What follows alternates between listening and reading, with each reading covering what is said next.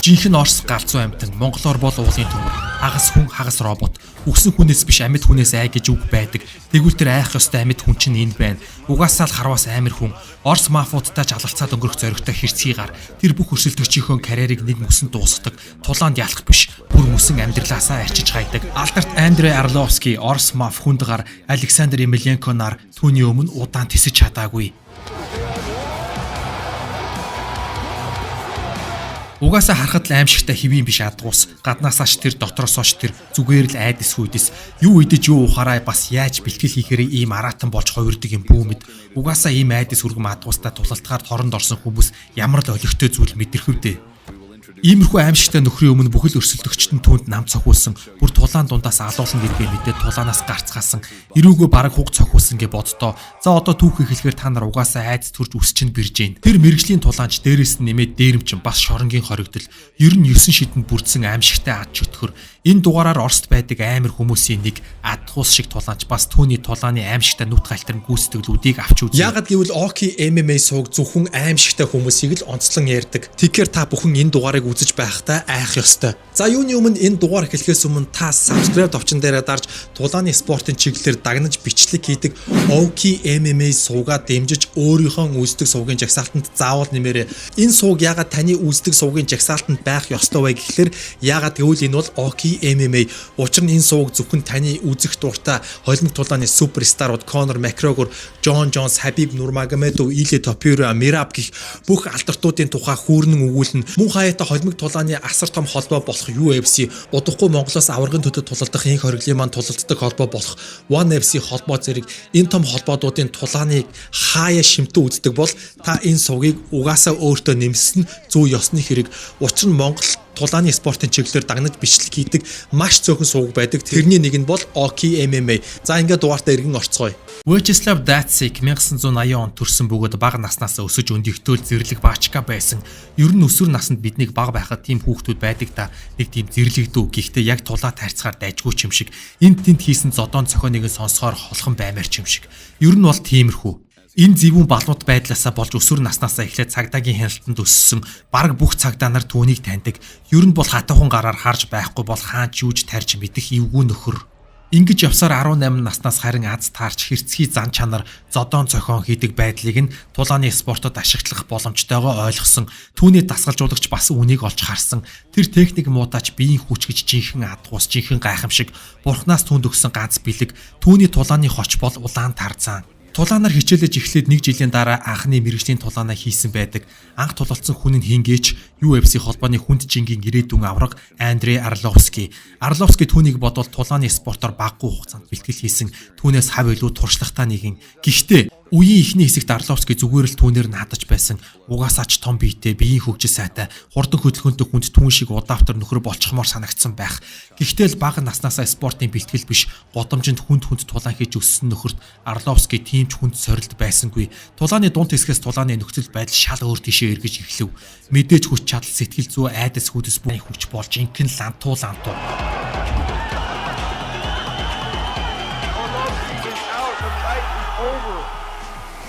Ер нь тулааны үед зарим тохиолдолд зан чанар сэтгэхүй бас час хийсэн эрүүл биш гэдгийг шууд л харагдана.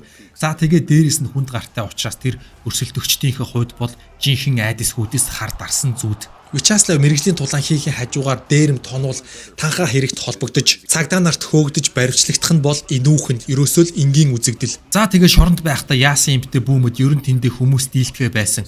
Гол нь тэрний сэтгэхүй бол час хийсэн эрүүл биш учраас сэтгцэн эмнэлэг рүү нүүлгэн шилжүүлсэн.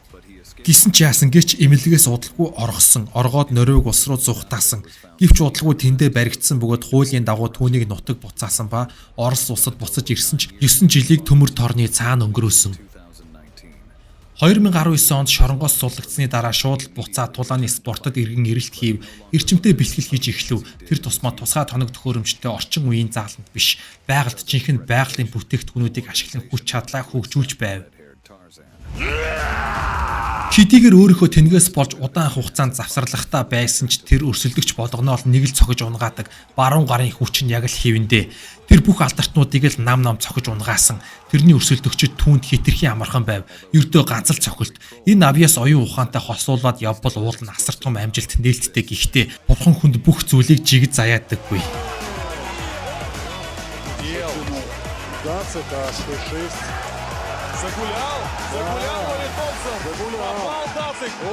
Гэсэн ч түүнд бурхнаас заяасан хүч чадал бүх өрсөлдөгчдөө нам цохиж унахад хангалттай хүрэлцэж байлаа. Бам баруун зүүн баруун. Тэгээд том биетэй боксчид маань хөл дээрээ гуйгнаж эхэлнэ. Үнэхээр хэцүү. Бүх өрсөлдөгчд нь түүний нүдэн дээр унаж байгаа нь тэрэнд аргагүй таашаалтай. Торондч тэр, рингийн дээрч тэр, өвсөр засан дивжэн дээрч тэр бараг бүгдийг л алхах төгсөн. Орос мафийн холбоотон хүнд гар Федор Емельянкогийн дүү Александр Емельянко түүний хандлыг хаг дарахаар тулааны товыг хүлээж авав. Тэр олон өндөр түвшний тулаан хийж байсан хүнд нудрагтан Мирко Кропков, Фабрицио Вердум, Жош Барнет зэрэг туршлага талаас ярихад Емельянко бол яагаад ч түүнтэй харьцааргүй том амьтан. Уулын төмөрт ямар ч боломж ихнээсээ л харагдаагүй доогуур үнэлэгдсэн. Оросын хүнд гартай гангстер залуу Александр Емельянкоч түүний өмнө ердөө 10 секунд л тиссэн байдаг.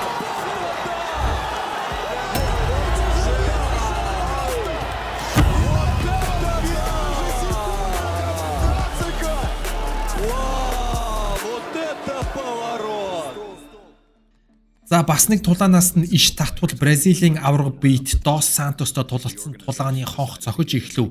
Гэхдээ өмнөх ширтэлцээ жин хэмжүүр бүгд ихнээсээ л өстөн дайсан мэтэл харагдцгааж байв. Түүнтэй энэ удаад өрсөлдөх хаалх бол Дос Сантос. Түүний хоч бол торон доторх тоогооч. Учир нь тэр бүх өрсөлдөгчөө хоол мэтэл зоогддог. Үнэхээр аимшигтай амьтан. Байгаагаас нь харахад л битүү булчин, том бие, асар их бэр, дээрээс нэмээд тулааны хүч чадал, уран техник. Хэвлэлийн баг хурлын дараач тэд өрсөлдөгчийнхөө сэтгэл зүйд нөлөөлөх эвгүй үйлдэлүүдийг хийж дайрч байсан. Орос уулын төмөр бол угаасаа айх гэдгийг мэддгүй сэтгэл зүйн асуудалтай аим шиг. Барзий залуу түүнийг сэтгэл зүйд яагаад ч нөлөөлж чадахгүй гэдгээ мэдээгүй олон зүйл туршиж байсан эсэргээрээ Орос уулын төмөр улам уурандаа шатаж түүнийг тасчин хаяхаа тэсэн ядан хүлээж байв. Хин хүчтэй тэр нь амьд үлдэнэ.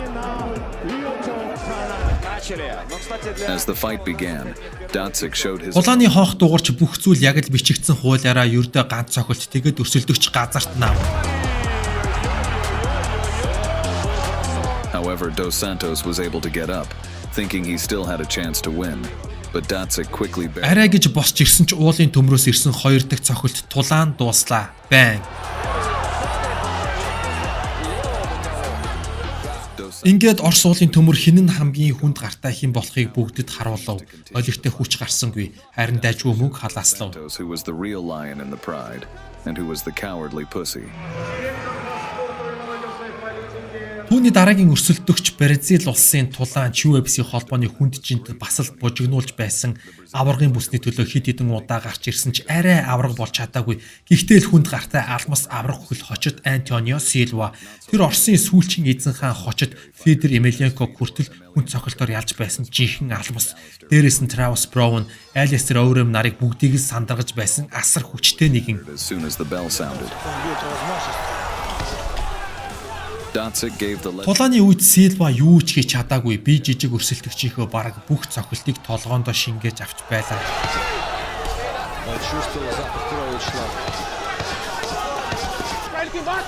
the wild Уулын төмрийн угсраа цохилтууд Bigfoot Силвад ёстой өвдөлт гэж юу байдгийг жинхэнэ мэдрүүлж байсан.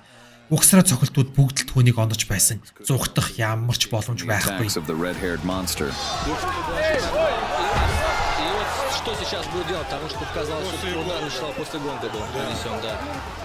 Tarzan mauled Silva as if he'd had his last shot of vodka. Because of Datsik's powerful blows, the Brazilian was unable to even defend himself and obediently waited for his end.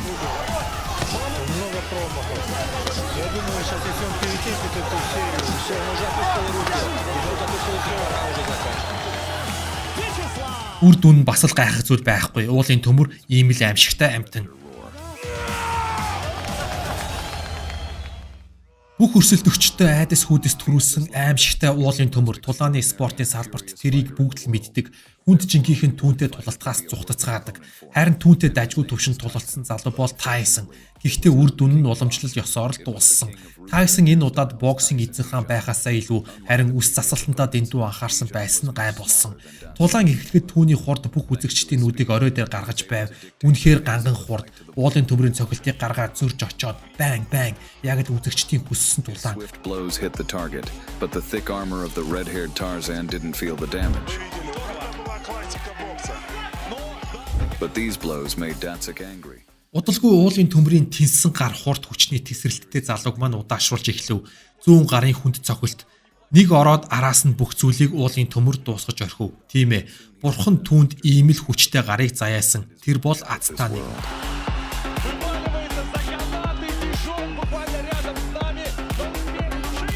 Having proven that some fraud couldn't beat him,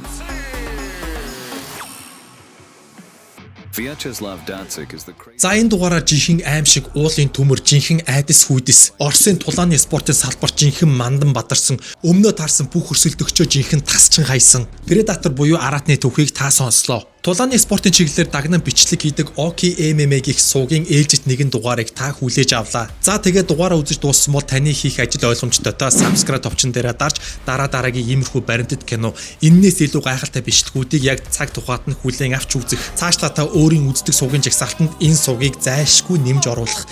Яагаад гэвэл энэ бол Oki MMA. Суугийн маань subscribe үнэхээр гайхалтай хурдцтай өсөж байна. Та бүхэн үргэлжлүүлээд дараад байгаарай. За ингээд дараагийн галзуу дугаар хүртэл иргэн уулзтлаа. Төр баг.